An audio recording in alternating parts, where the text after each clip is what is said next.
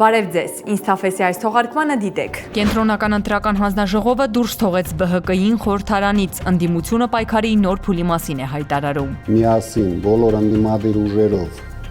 կհրավիրենք հանրահավաք։ Ռոբերտ Քոչարյանի վերաբերյալ ԱԱԾ-ի ապօրինությունն արդարացնում է Փաշինյանը։ ԱԱԾ աշխատակիցը կարա որոշի ցանկացած բան արտահոսի կամ չարտահոսի, ինչ խնդրեմ կա դե։ Ինչու էր Փաշինյանը նախաձեռնել ադրբեջանցի պաշտոնյայի Հայաստան այցը։ Հավանաբար Փաշինյանը Ալիևից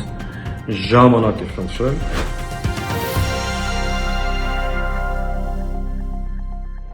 Ընդդիմությունը մանդատները կվերցնի, թե ոչ, դեռ պարզ չէ, բայց ուժեղ Հայաստան դաշինքի առաջնորդ Սամվել Կարապետյանը հայտարարել է պայքարի նոր փուլի մասին։ Նա ընդդիմադիր ուժերին առաջարկել է համախմբվել եւ ստեղծել հետընտրական ընդդիմադիր կոալիցիա Փաշինյանի միանձնյա ադրբեջանամետ կառավարումը տապալելու համար։ Պետք է անենք առավելագույնս ճիշտ քայլեր, որպեսզի հետագայում չտանք հնարավորություն Փաշինյանին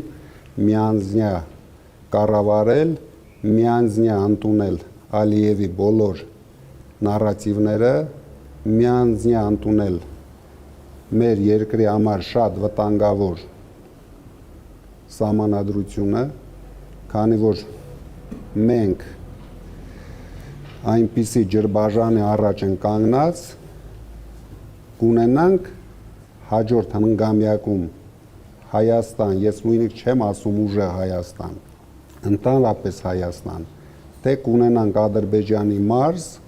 Ադրբեջանի մարզպետով, ինչը հիմա մենք ունենք։ Ըստ Սամվել Կարապետյանի, շուտով ընդդիմադիր ուժերը հանրահավաք են հրավիրելու։ Խորհրդարան անցած մյուս ընդդիմադիր Հայաստան դաշինքից ողջունել են այդ գաղափարը։ Գաղափարը, որը առաջարկվել է, մենք ամբողջությամբ ոչ միայն կիսում ենք, այլ այդ առաջարկով դրանից առաջ եւ բազմաթիվ անգամ հանդես եկել ենք։ Հետևաբար ողջունելի է այս նախաձեռնությունը։ Ազգային ժողով անցած ուժերից այս հայտարարությունները հնչեցին այն բանից հետո, երբ Կենտրոնական ընտրական հանձնաժողովը Բարգավաճ Հայաստան կուսակցությանը դուրս թողեց 9-րդ գումարման խորհրդարանից, ինչը հնարավորություն տվեց իշխող ուժին կայուն մեծամասնություն ունենալ։ Սա նշանակում է, որ քաղաքացիական պայմանագիր կուսակցությունը կկարողանա կարևոր օրենքներ փոխել եւ կարևոր պաշտոններում նշանակել իրենց թեկնածուներին։ Բարգավաճ Հայաստան կուսակցությանը շատ քիչ ձայն էր պակասում անցողիկ 4% շեմը հաղթահարելու համար։ Վերահաշվարկից հետո ըստ Կենտրոնական ընտրական հանձնաժողովի տվյալի ԲՀԿ-ն ստացել էր 3.98% քվե։ Բարգավաճ Հայաստան կուսակցություն 58287 կամ 3.9893 հազարորդական։ Բարգավաճ Հայաստան կուսակցությունը խորհրդարանից դուրս մնաց այն պատճառով, որ Կենտրոնական ընտրական հանձնաժողովը վերահաշվարկի արդյունքով անվավեր էր ճանաչել 3 տեղամասերի արդյունքները եւ տարբեր հաշվարկներով կուսակցությունը դրա հետևանքով կորցրել էր 210-ից ավելի ձայն եւ եղած քվեները փաստացի չբավարարեցին խորհրդարան մտնելու համար։ Կենտրոնական ընտրական հանձնաժողովը հրաժարվել էր ընտրության արդյունքներն անվեր ճանաչված ընտրատեղամասերում վերաքվեարկություն անել պատճառաբանելով, թե այդ տեղամասերի արդյունքները չեն ազդել ընտրության արդյունքների վրա, ինչը հարուցել էր ԲՀԿ-ականների դժգոհությունը։ Երբ որ Կենտրոնական ընտրական հանձնաժողովը որոշում կընդունի, դուք հնարավորություն ունեք դիմելու սահմանադրական դատարան։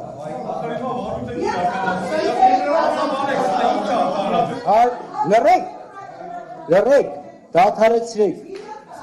Կենտրոնական ընտրական հանձնաժողովի նախագահի հայտարարությունը, թե անվավեր ճանաչված ընտրատեղամասերի արդյունքները չեն ազդել ընտրությունների արդյունքների վրա, մեծ աղմուկ էր առաջացրել։ Հազար ասեցինք, չի կարելի քո թերթի միջակ աշխատողին բերել դնել Կենտրոնական ընտրական հանձնաժողովի նախագահ։ Ասում է այդ տեղամասերի արդյունքները չեն ազդել ընտրությունների վերջնական արդյունքների վրա։ Վայ, ոնց չեն ազդել, այ Վահագ ջան, այս նկարում ցույց է տալիս, թե ինչքան շատ են ազդել։ Հենց այդ տեղամասերի արդյունքներն են ազդել, այն էլ այնքան, որ մի կուսակցություն չի անցել, մյուսների մանդատները շատացել են, մեկն էլ, որի անդամն ես էիր դու, ունենալու է 3/5-ը, ինչի շնորհիվ կրկին կարողանալու է քեզ ընտրել Կենտրոնական ընտրական հանձնաժողովի նախագահ։ Աներևակայելի լկտիությունը չեղարկել արդյունքները մի քանի տեղամասում, որ ԲՀԿ-ն 4% չհավաքի ու չնշանակել վերաքվեարկություն այդ տեղամասերում, անտեսելով եւ դա պարտադրող օրենքը եւ վարչական դատարանի որոշումը։ Թե դա չի ազդում ընտրությունների արդյունքների վրա, ոնց չի ազդում, որ հենց այդ տեղամասերից է կախված ԲՀԿ-ի խորհրդարան անցնելը ու Նիկոլին 3-5-ից զրկելը։ Կենտրոնական ընտրական հանձնաժողովը գնաց օրենքի բացարձակ ոտնահարման եւ մանդատագողության մի խայտառակ որոշման, որն իր նախադեպը չի ունեցել վերջին շրջանի մեր պատմության մեջ։ Մեր երկիրը դրանով առնվազն 30 տարի հետ գցելով եւ կրկին վերադարձնելով այն բռնատիրության գիրկը։ Կենտրոնական ընտրական հանձնաժողովը 1 օր անց հայտարարել էր, թե վերաքվեարկություն չեն նշանակել, քանի որ վերաքվեարկության դեպքում քաղաքացիները այլ տրամաբանությամբ էին ընտրությունը կատարելու, այսինքն ընտրողի կամքը կարող էր ձևավորվել ոչ թե իր սկզբնական քաղաքական նախապատվությամբ, այլ արդեն հայտնի արդյունքը խմբագրելու հաշվարկով։ Հիմնական քվեարկությանը մասնակցած ընտրողները քվեարկել են այն պահին, երբ ընդհանուր արդյունքը հայտնի չէր։ Նրանք չգիտեին ով է առաջատար, քանի ձայնի տարբերություն կա եւ որ ուժը կհաղթահարի շեմը կամ իրենց քվեն ինչ ազդեցություն կունենա վերջնական արդյունքի վրա։ Մինչդեռ վերաքվեարկության մասնակից ընտրողները քվեարկելու են արդեն այլ իրավիճակում։ Նրանց համար կարող է հայտնի լինել ընդհանուր պատկերը։ Տվյալ դեպքում ընտրողների մասնակիցների 99.8%-ը։ Կենտրոնական ընտրական հանձնաժողովի այս մեկնաբանությունը վտանգավոր նախադեպ էր որակել իրավաբանական գիտությունների թեկնածու Արսեն Թավադյանը։ Ընտրական օրենսգրքի 101-րդ հոդվածը սահմանում է, որ եթե ընտրությունների արդյունքում տեղի են ունեցել այնպիսի խախտումներ, որոնք կարող էին ազդել ընտրությունների արդյունքների վրա, ապա Կենտրոնական ընտրական հանձնաժողովը կարող է կայացնել երկու որոշում՝ առանձին տեղամասում վերաքվեարկություն կամ ազգային ժողովի նոր ընտրություններ։ Օրենսգիրքը մանրամասն չի բացատրում, թե ինչ է նշանակում ընտրությունների արդյունքների վրա ազդեցություն ունեցող խախտում, բայց դա չի նշանակում, որ ԿԸՀ-ն կարող է գործել «я художник, я так вижу» տրամաբանությամբ։ Տվյալ դեպքում Կենտրոնական ընտրական հանձնաժողովը հենց այդպես էլ վարվել է։ Կենտրոնական ընտրական հանձնաժողովը չի կարող զուտ արձանագրել խախտումը եւ պարզապես անտեսել հետևանքը այն պատճառով, որ այդ հետևանքը իրեն դուր չի գալիս։ Եթե ԿԸՀ-ի կարծիքով մեկ իրավական հետևանքը կիրառելի չէ, դա չի նշանակում, որ խախտում չկա։ Դա նշանակում է, որ պետք է կիրառել օրենքով նախատեսված այլ հետևանք։ Իրականում Կենտրոնական ընտրական հանձնաժողովը այս մոտեցմամբ ինքն իր ոտքին է կրակել։ Եթե ունենայինք անկախ սահմանադրական դատարան, այսպիսի մեկնաբանության դեպքում այն միանշանակ անվավեր կճանաչեր ընտրությունները։ Այժմ իշխանության միակ հույսն այն է, որ սահմանադրական դատարանը կդառնա այս հակաիրավական մոտեցման հանցակիցը եւ փաստացի կարդարացնի իշխանության զավթումը։ Սա ստեղծում է չափազանց վտանգավոր նախադեպ։ Եթե այս մոտեցումը ուժի մեջ մնա, այն կարող է մտնել համեմատական սահմանադրական իրավունքի դասագրքեր որպես ընտրական մանիպուլյացիայի օրինակ, հնարավոր է նույնիսկ կոչվի Կենտրոնական ընտրական հանձնաժողովի նախագահի անունով։ Կենտրոնական ընտրական հանձնաժողովի որոշումները ապօրինի համարող Բարգավաճ Հայաստան կուսակցությունը կդիմի սահմանադրական դատարան ընտրողների խախտված իրավունքները վերականգնելու համար։ Ըստ ԲՀԿ խոսնակի Վետա Տոնոյանի, կուսակցությունը արհեստականորեն զրկվել է խորհրդարանում ներկայացված լինելու հնարավորությունից։ Անընդունելի է, երբ ավելի քան 3000 մեր հայրենակիցներ զրկվում են իրենց ընտրելու իրավունքից։ Ընտրողն է որոշում, թե որ քաղաքական ուժերը պետք է ներկայացված լինեն ազգային ժողովում եւ որևէ վարչական կամ քաղաքական որոշում չի կարող փոխարինել ժողովրդի կամքին։ Ընտրությունների արդյունքը ժողովուրդն է որոշում, ոչ թե Վահագն Հովակիմյանն իր գրիչով։ Խորհրդարան անցած ընդդիմադիր ուժեղ Հայաստան եւ Հայաստան դաշինքները, ինչպես նաեւ խորհրդարան չանցած ընդդիմադիր այլ կուսակցությունները ընտրությունների արդյունքները կվիճարկեն սահմանադրական դատարանում։ Նրանք պնդում են, ընտրությունները ազատ եւ հավասար չեն եղել, խախտումներն ազդել են վերջնական արդյունքների վրա, հետեւաբար Փաշինյանի իշխանությունը լեգիտիմ չէ։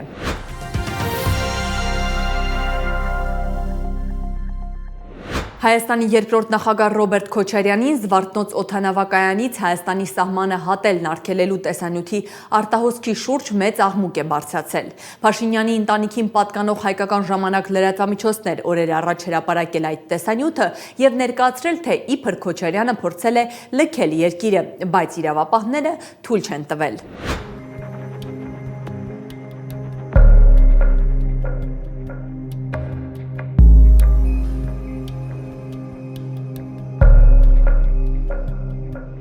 Այդ կադրերը իշխանական լրատվամիջոցներում տարածվելուց դեռ ժամեր առաջ նախագահի գրասենյակից հայտարարել էին, որ Ռոբերտ Քոչարյանը վաղուց պլանավորված անձնական երրորդյա այցով մեկնելու է Հայաստանից։ Այդ այցը հետաձգվել էր նախընտրական խիտ գրաֆիկի պատճառով։ Նախագահի նախկին բազմաթիվ այցերի մասին երբեք նախապես տեղեկատվություն չենք տրամադրել դրանց մասնավոր բնույթի պատճառով, սակայն հաշվի առնելով ընդդիմության ներկայացուցիչների այցերի վերաբերյալ իշխանությունների կողմից վերջերս տարածվող կեղծիքները, հարկ ենք համարում հանրությանը զերծ պահել իշխանության կեղծիքների սպասվելիք չափաբաժնից։ Ռոբերտ Քոչարյանի ելքն արգելելու կադրերի հանրայնացումից հետո նախագահի գրասենյակի ղեկավար Բագրատ Միկոյանը հայտարարեց տեղի ունեցածը սպասելի էր։ Ըստ նրա Ռոբերտ Քոչարյանին արգելվել է Հայաստանից դուրս գալ առանց որևէ պատճառաբանության, ինչը ապօրինություն է։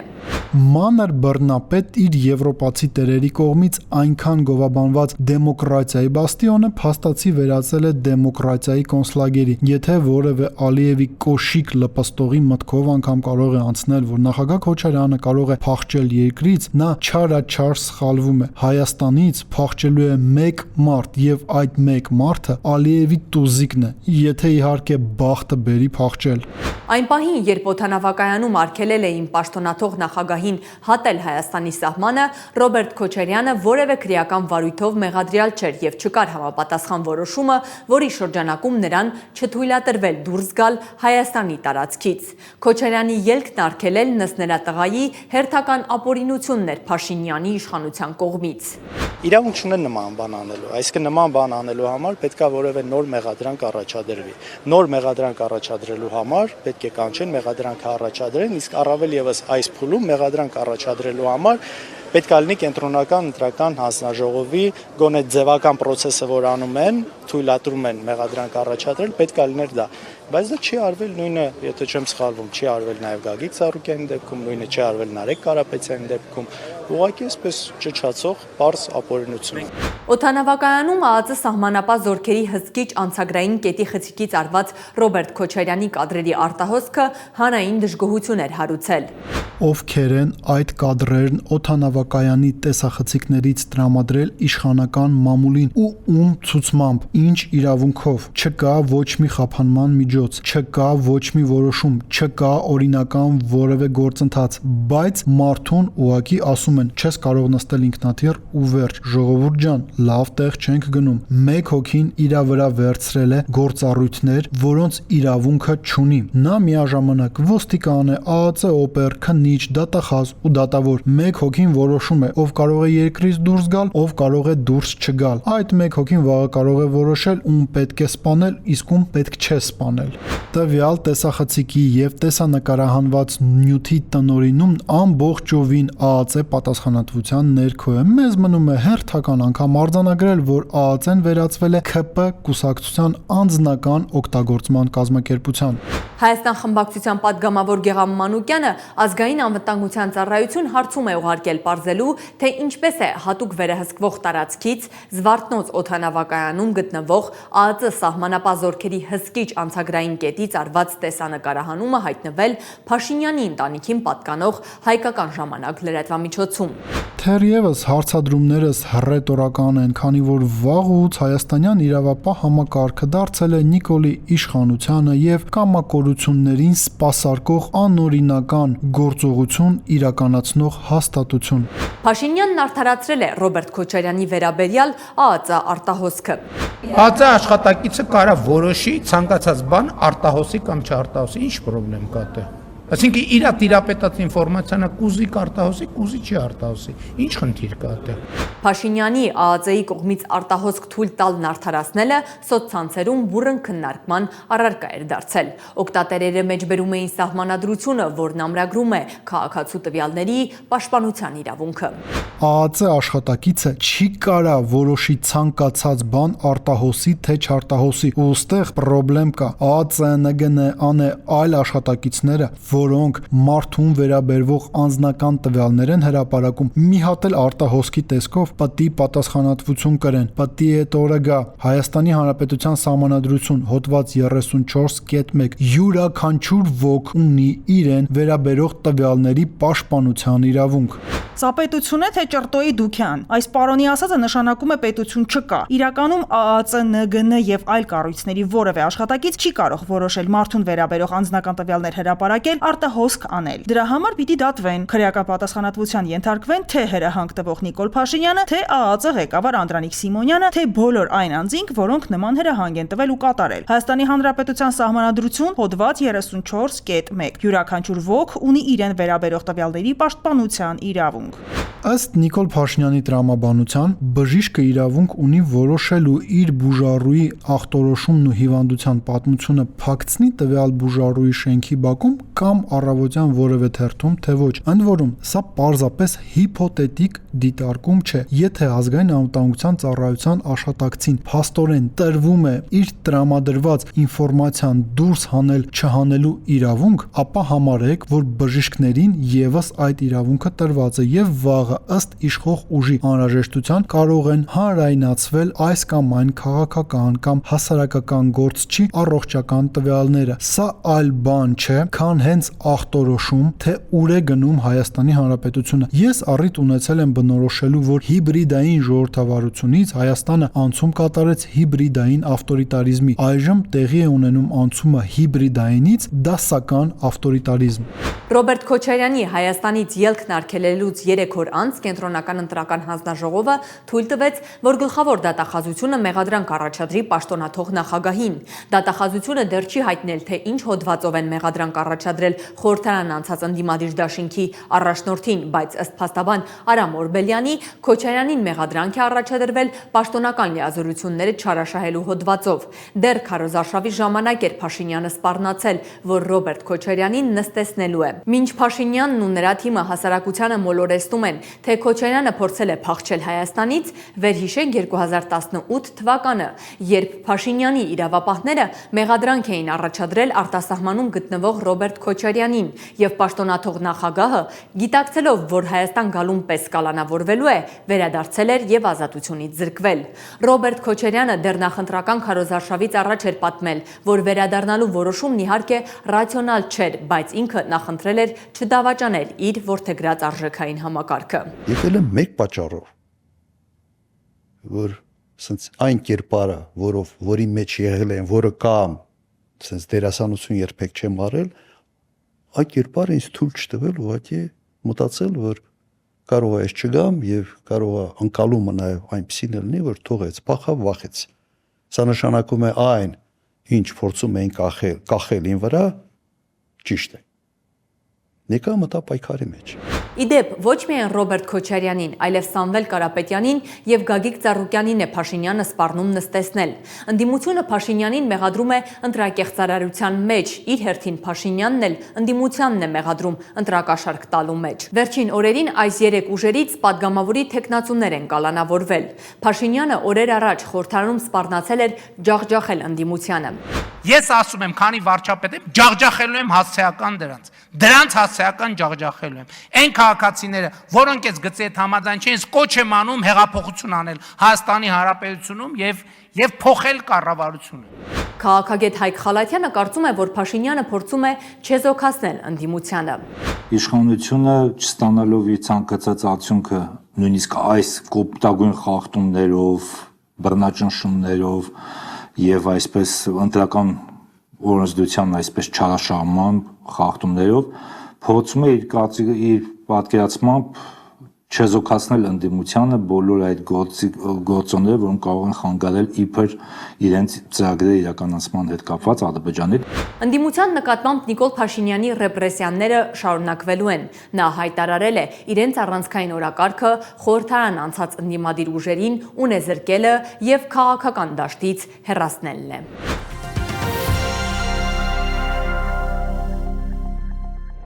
Նիկոլ Փաշինյանը հայտարարել է, թե Ադրբեջանի նախագահի խորհրդականի Հայաստան այցի նպատակներից մեկն էլ պատերազմի սպառնալիքը կառավարելն էր։ Մենք մարդիկ, ովքեր ընտրակաշարք են վերցրել եւ քվեարկել են ըստ ընտրակաշարքի, այո, պատերազմի սպառնալիք են ստեղծել կոնկրետ։ Եվ Գրիգորյանի եւ Հաջիևի հանդիպումը այդ պատերազմի սպառնալիքը կառավարելու համար էր։ Այս հայտարարությունից 2 օր անց Փաշինյանը խոստովանել էր նաև, որ իր հանձնարարությամբ է անվտանգության խորհրդի քարտուղարը Հաջիևի հետ քննարկել հանդիպման անհրաժեշտությունը։ Ես եմ Արմեն Գրիգորյանին հանձնարարել, որպեսզի Ադրբեջանի իր գործընկերոջ հետ քննարկի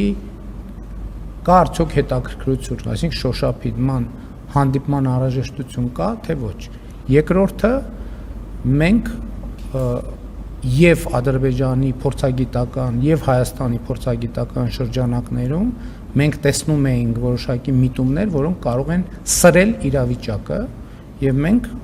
ինչպես եւ պարտավոր ենք զբաղված ենք իրադրության կառավարմամբ։ Հիկմետ Հաջիևը Հայաստան էր այցելել Կիրակի օրը հունիսի 14-ին եւ Դիլիջանում հանդիպել անվտանգության խորհրդի քարտուղար Արմեն Գրիգորյանի հետ։ Նրանց բանակցությունների օրակարգում ըստ հայկական կողմի հայ-ադրբեջանական խաղաղության օրակարգին առնչվող հարցերն են եղել։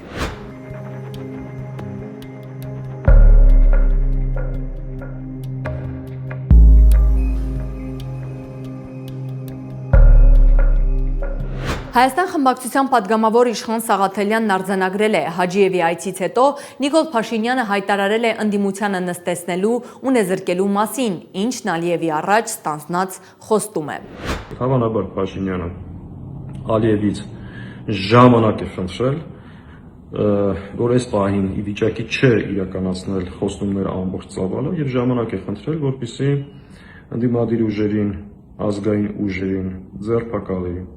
բանտ նստեցնի, շարքից դուրս բերի, որ կարողանա այդ իր տված խոստումները կատարել։ Իհարկե իր մուրազը եւ երազանքը ու տված խոստումները, ինչպես ասում են, փորը կմնա, բայց իրավիճակը հետեւյալն է։ Ուստեղ էլ խնդրում եմ ուշադրություն ժողովուրդ ջան։ Այս հանդիպումներից հետո Նիկոլ Փաշինյանը հայտարարել է, որ երկրի թիվ 1 օրակարգը ընդդիմադիր քաղաքական միավորների ղեկավարներին ունեզրկել։ Ադրբեջանցի պաշտոնյայի եւ Արմեն Գրիգորյանի հանդիպումը ոչ ջերմ արձագանք էր ստացել Հայաստանում։ Անվտանգության խորհրդի քարտուղար Արցախցի Արմեն Գրիգորյանը Ադրբեջանի նախագահի օգնական Հաջիևի հետ այսօր հպարտությամբ զբոսնում էր Դիլիջանում, մի քաղաքում, որտեղ Բաքվի բանտում գտնվող Ռուբեն Վարդանյանը կատարել է $236 միլիոն ներդրում, ինչի արդյունքում Դիլիջանը դարձել է Հայաստանի գլխավոր այցեքարտերից։ Ռուբենը վերադառնալու է եւ շարունակելու է իր նվիրումը Դիլիջանին եւ ողջ Հայաստանին, իսկ Արմեն Գրիգորյանն ու իր շեֆը պատմության մեջ մնալու են որպես Արցախը հանձնած իշխանություն։ Արմեն Գրիգորյանն այնպիսի հպարտությամբ ու երջանկությամբ է քայլում, կարծես Շուշին ազատագրել է, ադրբեջանական զորքերը հետ են քաշվել Հայաստանի սուվերեն տարածքներից, իսկ Հայաստանի անվտանգային բոլոր խնդիրներն էլ լուծվել են։ Մի բան ակնհայտ է, այս իշխանության օրոք սկսված աղետը վերջ չի ունենալու, քանի դեռ հենց այս մարդիկ շարունակում են որոշել Հայաստանի ճակատագիրը։ Տեսնես Արցախի Մարտունի քաղաքում ծնված մարդուն ինչն է երջանկացնում իր դահիճի հետ հանդիպումից, մանկության երազանքն է իրականացվել, երբ իր ծննդավայրը ադրբեջանացվել է։ 90-ականներից սկսած հազարավոր մարտունեցիներ, արցախցիներ կամ պարզապես հայեր են զոհվել։ Արմեն, ոնց ես մարսել, շատ հեշտ էր, թե ուղակի թքած ունես։ Արցախի գլխին եկածի պայմաններում ոնց ես ապրում, շնչում, կյանքդ վայելում Արցախ հանձնողների շրջապատում, ուրախ, զվարճ ժամանակ անցկացնում Արցախին պատերազմ բերածների եւ ցեղասպանություն իրականացրածների կարկառուն ներկայացուցիչների հետ։ Քեզ միայն փառքն ու պաշտոնն են հետաքրքիր, իսկ քո ծննդավայրի ոչնչացումը, հայրենակիցներիդ մահն ու տառապանքը քեզ համար կոպեկի արժեք չունեն։ Փաշինյանը հայ ժողովրդին պատերազմով էր սպառնացել ընտրություններից առաջ, հայտարարելով, եթե սահմանադրական մեծամասնություն չստանան, սեպտեմբերին աղետաբեր պատերազմ է լինելու։ Ընտրությունների արդյունքով Նիկոլ Փաշինյանը չստացավ այդքան փափագած սահմանադրական մեծամասնությունը, որը նրան պետք է Բաքվի պահանջը կատարելու, սահմանադրությունը փոխելու համար, այլապես Բաքվից հայտարարել են հայ-ադրբեջանական խաղաղության պայմանագիրը չեն կնքի։ Ստացվում է Փաշինյանը ձախողվել է։ Ինստաֆեսի այս թողարկման համար առանձնացրել էինք այսքանը։ Շնորհակալություն։